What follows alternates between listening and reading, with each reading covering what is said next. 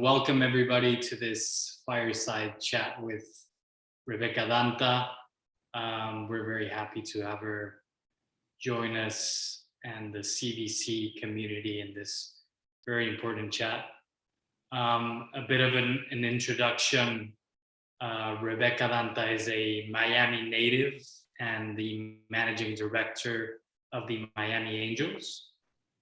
The Miami Angels is one of the largest networks of angel investors in Florida. They focus on pre-seed and seed stage investments in a variety of sectors. They've been active since 2014 and have deployed around 18 million in capital towards around 33 different companies. Before spearheading the Miami Angels, Rebecca studied public relations and started her career in retail management. She then worked for General Assembly, which was one of the top innovative companies in education, and had a successful exit in 2018. On behalf of the CVC, we're very excited to have a local key player of the Miami tech boom like Rebecca join us. Rebecca has been kind enough to prepare a presentation for us, and it's meant to be a bit interactive, so we might have some questions. As if you want to ask any questions during the presentation, please feel free to do so, and in the end we'll also reserve some space for a Q&A. Rebecca, please take it away. Awesome, thank you. Hi everyone, I'm thrilled to be here and talking to the Colombia venture community. So I'm going to go on screen share, and just like Pablo just said, we want some active participation from y'all. So I'll be asking you to type things in the chat, if you don't have access to the chat, in the Q&A. And then I do want to have lots of time for questions, and we're going to kind of take this how you all want to hear it. So the first thing I want to know is a little bit about you all, because that'll help me with this presentation. So chat, type in, what's your profile? Are you a founder? Are you an investor? Are you a student? Are you working at a company and you just enjoy this on the side? You want to learn more about it? Do you aspire to be an investor, but you're not quite there yet? And where are you based? Are you Miami based? Are you based somewhere else? And then type in some of the topics that you want to hear most about, because what I'm going to do is I'm going to share with you more about Miami Angels. They asked me to talk more about our group.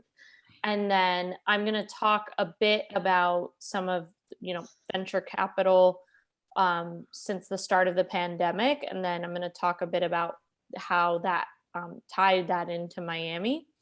And then I did prepare some tips on getting in front of investors.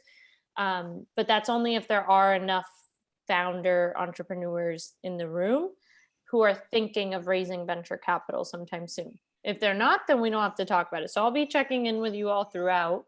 I'm going to come off to see the chat. We do have sorry to interrupt. We have a bunch of founders, so that's great. Okay, yeah. Awesome. And investor, people based in New York, London, Denver, Miami. Good. And then let me know for the founders in the room, if you are curious about tips of getting in front of founders and also due diligence, because I do have some slides around that. But if that's too basic or it's too far out for you, then I don't want to waste your time. I want to talk about what you all want to talk about. So Pablo and Camilo can help me out too. I'll try to check the chat. But now I'm going to go on screen share, and they know if there's any important questions, they'll interrupt me. So with that, let's start the presentation. So Miami Angels was founded in 2013. And for those of you who are not super familiar with the Miami tech ecosystem, back in 2013, there was basically nothing happening here in the tech world. So Miami Angels was founded with the idea of, hey, the first place that founders go for capital is often local, and we need to provide a place for them to go. So let's form an angel group. what an angel group is a the difference between an angel group and a VC fund. It's all considered venture capital because it's the asset class. Venture capital is the asset class of high risk, high reward investments. But the difference between us and a fund is that we don't have committed capital. So we have, what we, the staff, do is facilitate the deals for the members, and we source the deals and we bring the deals to them. So our mission is to provide the angel investors who are not, you don't have to be a full-time angel investor to be part of our group. You just need to be an accredited investor. So to provide them with high quality deals, because just finding the right deals is a full-time job in itself. And then through our investment, catalyze that growth, and then invest in high impact entrepreneurs. So the high impact is the venture capital piece. We're really looking for large scaling businesses. And with that, to tell you a little bit about what we look for, we're investing at the pre-seed and seed stage. So the initial stages of the company, we invest once the product's on the market. But so it needs to be developed, and there's typically some revenue and customers, but it's still very early in the journey. So the main thing that we're betting on is the team. There's lots of ideas out there, but really what comes down to a good investment opportunity is the execution, which is the team. So we look for exceptional founders, then the product, that it's something unique. You know, so we look at the market and we see if there's room for multiple competitors, but if we feel like it's really saturated, we probably won't invest. And then the timing, I did mention early indicators of product market fit. So we won't invest in like a founder who just has a PowerPoint, for example. And then massive markets, what all venture capitalists are looking for. And that just comes down to portfolio strategy, because so many fail. We need the ones that succeed to have really large returns. So this is the way that we invest. And like I said, this has a lot to do with the fact that we're an angel group and we don't have the committed capital like a general partner VC fund structure. So first we screen the company. We review the deck to compare it to our thesis and everything on this slide. If it seems like a good fit, then we pair the founder with members within our group who have expertise, because ultimately what the staff just does is help source and vet the companies, but it's the members who are making the decisions. So the benefit for the founder is that you get to meet people who can really be strategic and help you in your business. In the deal review step, we are diligencing the company. So we're looking at all the materials. We're just taking a deeper dive than a typical sales pitch.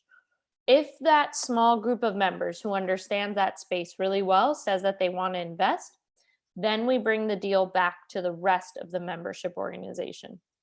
And people hear the founder pitch, and then everyone opts in to their investment. So we pool that capital together, and then that's how we make our investment. So we are Florida's largest syndicate. When you heard me say they pitch to our members, that's the 150 investors who are in the group. Another thing that differentiates us from a venture capital fund is that our business model is that each of these investors pay annual membership dues, versus a VC fund, they make their fees off of carry and management. We've invested $18 million since our time that we've been around. And then we have a very diverse portfolio because we invest wherever our members have expertise. So it's just some of the spaces that we've invested in this year alone are femtech, proptech, NFTs, esports, fintech, edtech, and the like. And right now we have 33 active portfolio companies. So we, as an angel group, we don't lead rounds. We're not the ones who negotiate the terms. If you all are curious about how rounds come together, what lead and co-lead and follow-on means, happy to talk through all of that. But we've had the chance to co-invest with these VC funds who are leaders and some of the best names in the business. And then the last thing on the About Miami Angels that I wanted to share with you all is that one of our portfolio spotlights. So this is an ed tech company, born and bred Miami company. And to tell you a little bit about how things used to be for Miami founders, we invested in them in 2015. And when they first started the company, people would come to them and say, or when they went to raise capital, they went to San Francisco and they were told, you can't have a successful business in Miami. And if you want to get capital from us anywhere out in the West Coast, you need to have an office here. So they actually had to open an office just because the investor thought that was the only way to be successful. As they grew and got bigger and proved that they could be based in Miami, I think they did close down that office. But yeah, it's pretty powerful that luckily that's no longer the case. But we invested back in 2015 in an early round, and then they exited in 2021 for $650 million. So now what I'm going to do is talk a little bit about the pandemic trends. Pablo and Camilo had asked me to talk about that. So I wanted to share a little bit like what we thought was going to happen and what actually happened, and then the implications of that in Miami, so rewind to March 2020, everyone was comparing it to the 2008 financial crisis, just making predictions. So all the discussions, all the talks were worst case scenario planning. The advice being given to founders was raise capital now. You need to have runway. You need to have at least 2 years runway. Capital is going to dry up. It's an uncertain market. Yeah, people are not going to be investing in the asset class. Well, quite the opposite has happened that those of you working in this probably know about. Of course, some industries suffered, but actually, I think the world realized how well software does. Even when there is a situation like the pandemic, all the businesses performed incredibly well. And it's almost created the opposite effect where now more money than ever is in the venture capital market. So it's shifted the power dynamics, because in something like the 2008 financial crisis, when capital actually did dry up, it was tough for founders to raise. So they very much were at the whim of the investors. Investors were setting the terms and all of that. Right now, what's happening is because there's so much capital in the market, founders can really choose which investors they want to take money from. And investors are kind of begging to get into round. Founders are calling the shots. So it's truly quite the opposite of the last financial crisis. So that's a little bit what happened. And then some of you may or may not have seen and heard the buzz around Miami. And for anyone who's based here, I don't want to get too redundant with this, but basically we saw this rapid acceleration happen in like Q4 of 2020. As you heard me say, there was a lot, there were things happening. There was a foundation happening and being built in our startup ecosystem way before all the buzz and the hype, dating back to 2013, right around when Miami Angels got started, because we were started within another mix of institutions and foundations being formed to help grow the tech in Miami. But really, so there was enough of a foundation, but then what we saw was that so many people moved here, and with big names, high profile, saying, hey everyone, I'm loud and proud that I'm in Miami. And that honestly gave it legitimacy and validated that you could build a career in tech here, you could invest in tech companies being based here. So it doesn't necessarily mean that all of a sudden Miami is going to get all the venture capital funding. It just means that it's also more decentralized, right? And remote work greatly increased over the last 18 months.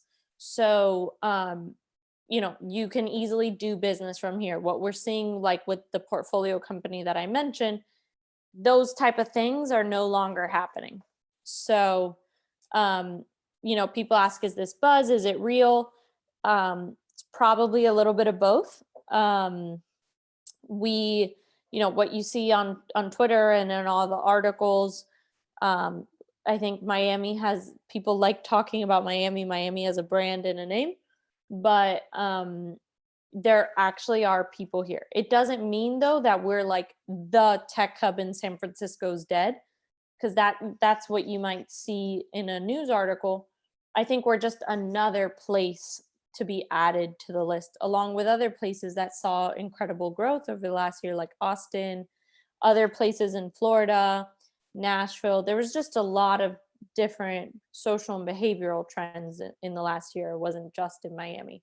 So that's my 2 cents on it. And then, so I'm going to stop here and see if anyone has any questions or wants to talk about that further. And if I don't see too much, then I could go into the part on tips for founders. So I see a question about me. I'm happy to answer that one at the end. But you all tell me, do you want to talk about the tips on getting in front of investors and due diligence? And then we'll just do general Q&A.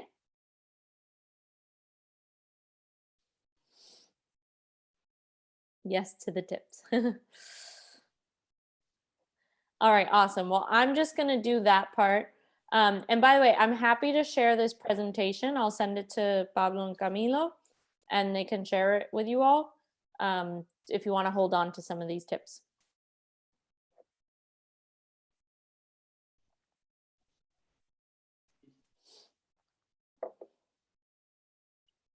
Okay, so getting in front of investors. I call them the 3 C's.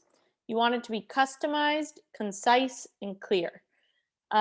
If you are fundraising, you want them to know about your deck, your company, always include the deck.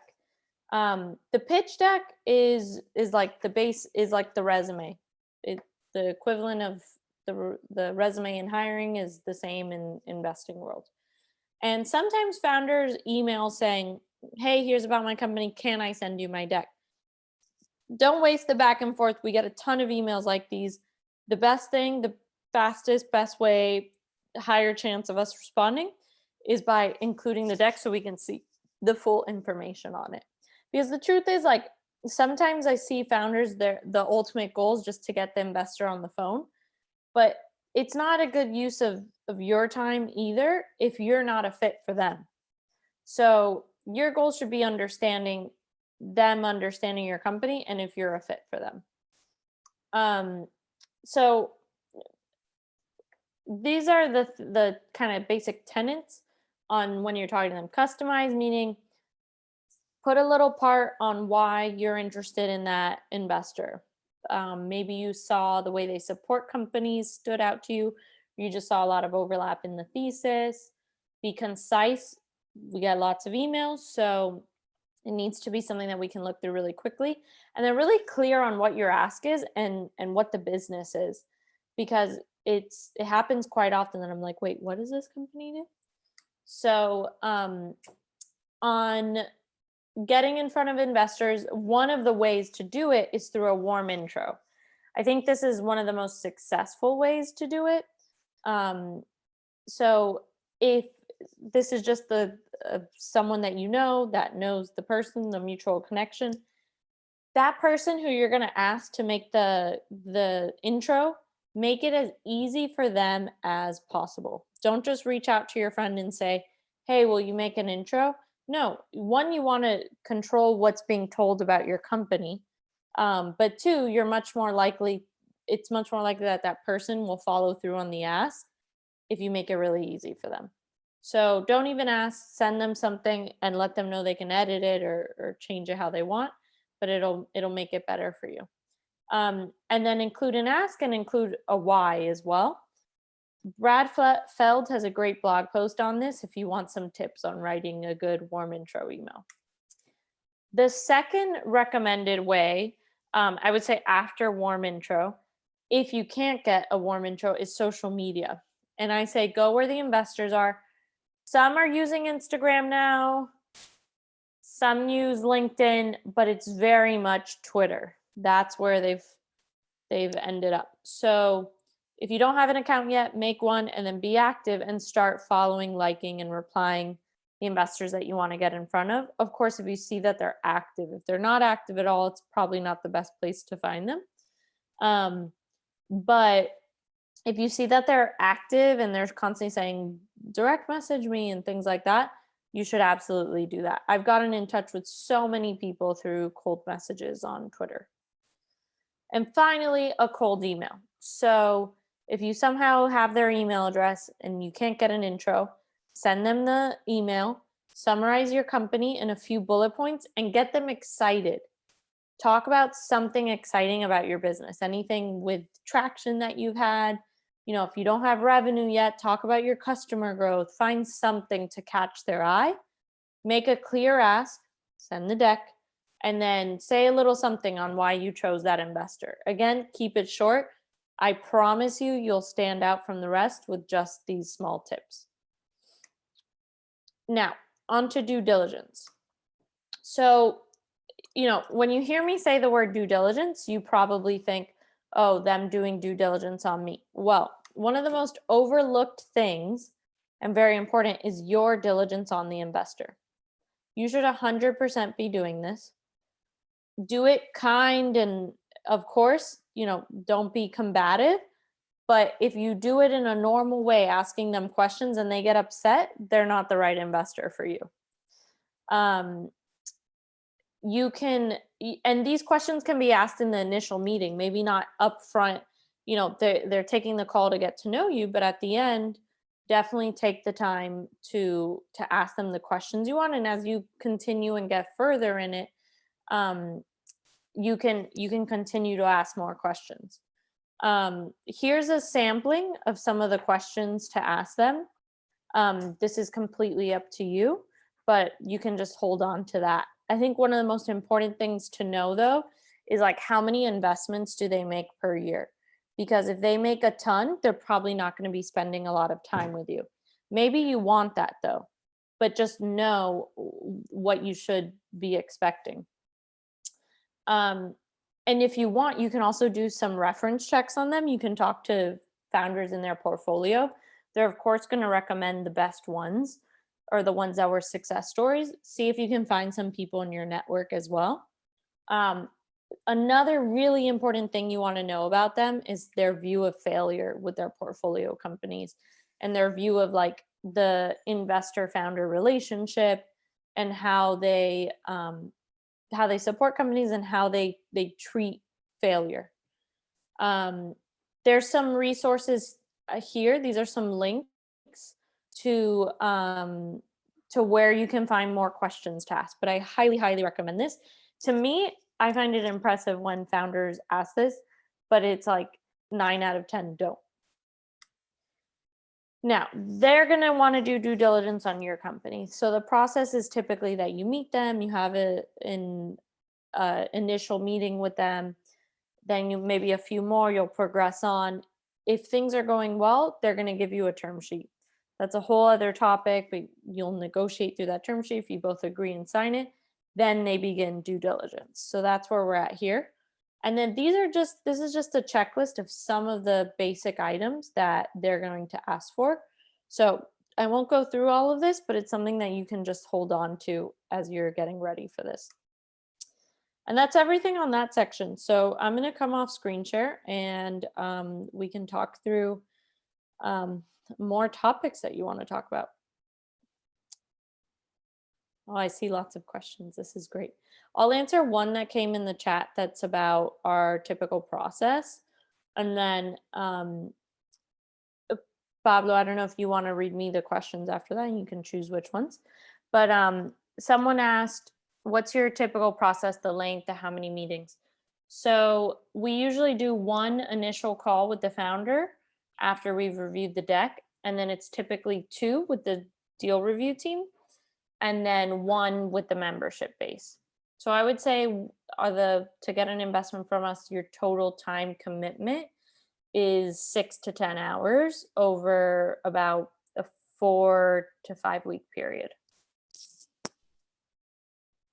Perfect. I can run down through a few of the questions we've received. Yeah, go ahead.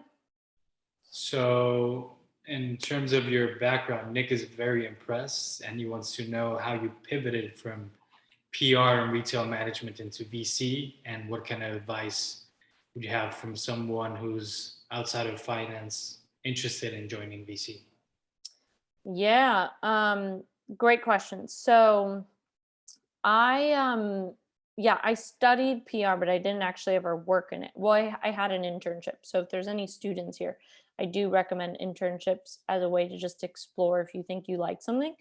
But in doing that, I realized that I didn't like it. So then the retail management was my first job after college. And then that was something else that I realized I didn't like. And then I said I wanted to work in tech. So actually, it's not just VC, but I started by working at a startup. And then that was where I found something that I really liked. And then, so it wasn't necessarily a conscious pivot to come into VC. It was more of a way that I saw, I was like, I'm going to keep working with startups. And I saw this as a way to work with a lot of them. But so it is possible to break into it, but it is tough because venture capital, there's not a ton of jobs in it. My advice is to follow the firms that you like, on their Twitter pages, on their LinkedIn. And unfortunately, it's still a little this way. Like whenever we hire, we make sure to post it publicly. But candidates tell me all the time, it's so hard to even find the jobs because most of the time people just share with their network. So as much as possible, reach out to VCs that you know and respect and try to get to know them, ask for coffee chats and things like that, and see where you can get introduced and say, hey, do you know anyone who's hiring, and things like that. Perfect. So there's an anonymous attendee who's asking, how does having a network of 150 angels help in terms of diligencing startups? And has the influx of capital and speed of deals had an impact on the network's ability to perform diligence? Yeah, great question. So the size helps us just invest across more industries, and I purposely try to recruit in areas where we may not have a lot of. So like a year or two ago, I saw we didn't have a lot of like med tech investors. So I went after and tried to find more because I realized we weren't able to really diligence healthcare deals. So now with such a large group, we can cover most industries, and that's the benefit of that. But the speed has impacted us that we do lighter diligence now. So we still try to do the basic diligence, but we're just moving a lot faster, because like I explained earlier with the pandemic trends, it's really founders who are calling the shots right now.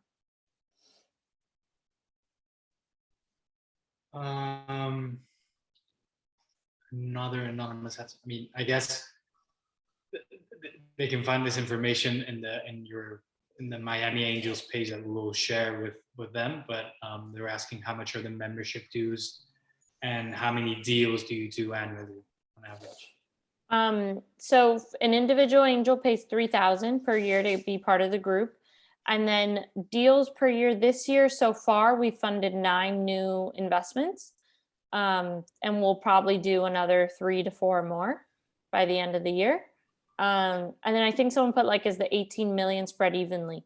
We're very much we've invested more this year than ever before, because along with the growth of Miami, we've seen the impacts of that at our group as well. And we've also brought on more members this year than we ever have. We have a couple of more questions. One is, can only Miami-based startups be matched? And what do you look for in a candidate to join a VC firm? what do you think about the background help qualify you for the role? Yeah. Okay, let me try to remember. I can see the question, so I can also just go through.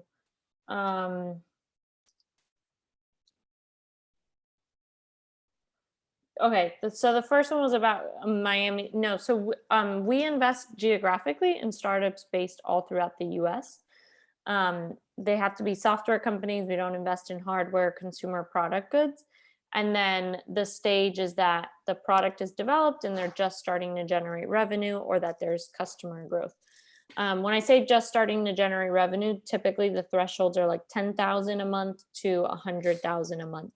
If it's a B2B business, it's ideally the first few paid pilots are in place. Someone said, how has COVID changed your fundraising? We moved everything to Zoom, and we actually still do it that way because we found that it was way more efficient. And you'll see that a lot of VC funds do now feel more comfortable investing just having met the founder over Zoom. And we used to be a little more focused in only Miami, but we realized, hey, if we're talking to them over Zoom, we can meet with people from anywhere. So it also changed our thesis a little bit. And then it changed everyone because with what I said, with so much capital in the market, everyone needs to be faster. So it forced us to be faster to keep up with the competition. Let me see the next question. What is the best way to get in touch with VCs? Are warm intros still the requirement? That's a really great question. So something that has shifted, but I would say it's still very much the case. Like, one thing is what investors say and one thing is what investors do. I remember when I joined, it was very much like, you can only get in touch with us through warm intro. We don't take cold emails. I find that to be very elitist. And like I said, when you are trying to get to know the firm, your cultural fit with them is just as important. So if you find that they're that way and they only care about what school you went to and this and that, and only do the warm intro thing, maybe they're not right for you, and that's perfectly fine. One of the things that we say at Miami Angels is that we have our email on our website. You can reach out to us because we think good founders can come from anywhere, and that we don't think that you necessarily have to know us personally to do so. It's not a rite of passage. So there are still many VC firms that operate that way, but more and more commonly, firms are saying, hey, you can reach out to us. Here's our website, and they'll take cold intros. One of the companies too that we funded this year, their lead investor is like one of the top West Coast firms. And he said that he got the investment from a cold email to the founder. So there's definitely positive stories. What do you look for in candidates to join a VC firm? So what I hire for is, and this is because we have junior roles at Miami Angels. If it was more senior, we would need direct experience. But if you are looking to break into it for the first time, you don't have a ton of experience. Personally, what I care about is attitude and potential, and the soft skills that can't be taught versus the harder technical skills, because I think you can be taught to review investments, especially in early stage investing. It's a lot about reading the founder. It's less on the finance side. So if you're that profile person, that's the thing that I would really highlight. And also, even if you don't have VC experience, definitely show that you've researched the industry, because you want to show that you do care about it to work in it. Whenever you have your interview, make sure that you research their portfolio, that you can speak to it, their thesis, because they're going to want to know where your interest level lies, and it shows your work ethic in preparing for the interview. I saw a question too that was like, is there a lot more angels joining? I would say there's definitely a lot more interest in general in the asset class. What do I envision the future? So before, it was also very limited to who can invest because it's regulated by the SEC. Like, for example, Miami Angels is still only accredited investors, but in the last few years, we've seen the rise of crowdfunding. So you don't have to be an accredited investor to invest in startups. But many of the deals that we're seeing, you do still have to be in, like, even when you sign the term sheet, it says like you have to be an accredited investor. I think we'll see those rules relax and change over time because some of them are just a little bit antiquated, to be honest. And we're seeing more and more just crowdfunding platforms and alternative investment styles. So so there's that. And then on the question of what are the changes, threats, hurdles you're looking out for, I'm not sure if this has to do with a startup or from the Miami Angels perspective. So feel free to clarify that and I can answer.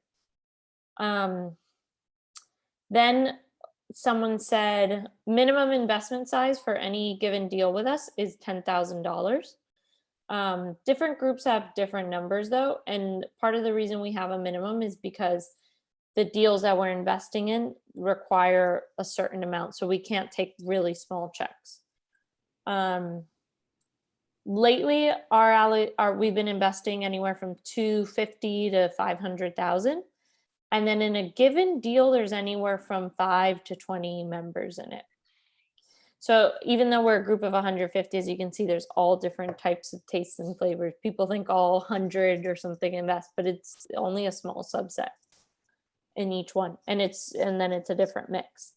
Yeah, so someone asked about the power dynamic with saying the power is in the hands of the founders.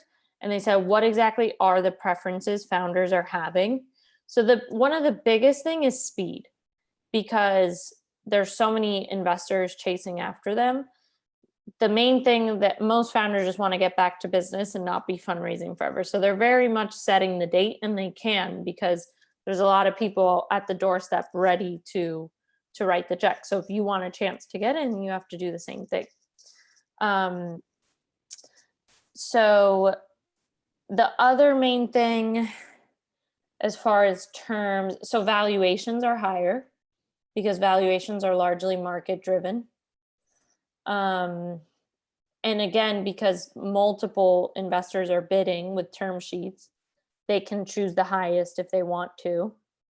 And then just like people, they are getting pickier with like, well, what all of a sudden founders, if they don't just want capital, they want to say, well, I only want people who can also advise us and add value. So you're paying to work for the company. Also, we see that happen commonly.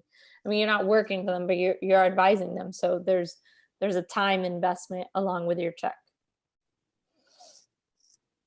I think those are all the questions that have come in so far.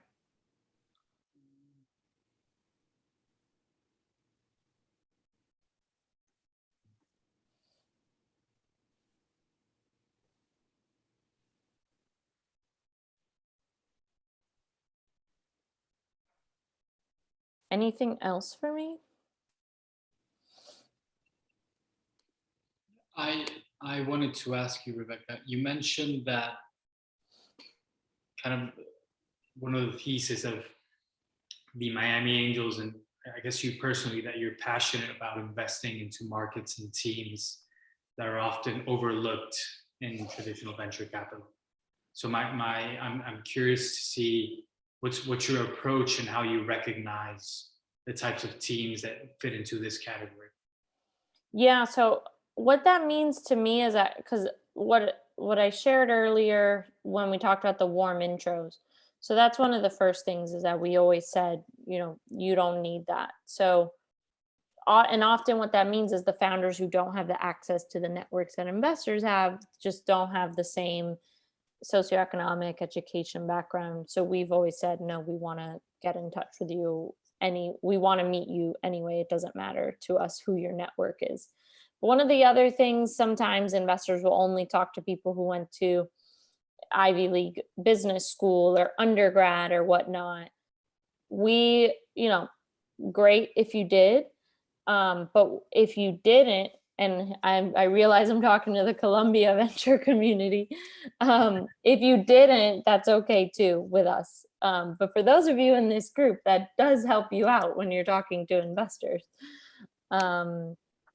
So yeah, education, like work experience, we'll invest in first-time founders. We've invested in people right out of college. Another thing is being inherently based in Miami. A lot of our founders, English is their second language. And that's not an issue at all. And when they tell us they go to raise capital out in New York or San Francisco, they're faced with a lot of prejudice around that, and they're just not quite as comfortable. So that's what that means. Perfect. Thank you. I think Camilo might have some closing remarks for us. Well, thank you so much, Rebecca. This has been very, very helpful. And I think more questions will come. So please feel free to reach out. Would you, Rebecca, would you mind sharing just your contact details for the? Yeah, it's in the presentation, and I'm going to send it to you all. Will you be able to share it with them? Okay, we'll do. Okay. Sure. So CVC is an entrepreneurship networking community. So please feel free to reach out. The idea is to keep organizing this type of events and spread the word and connect more people, more founders, more investors.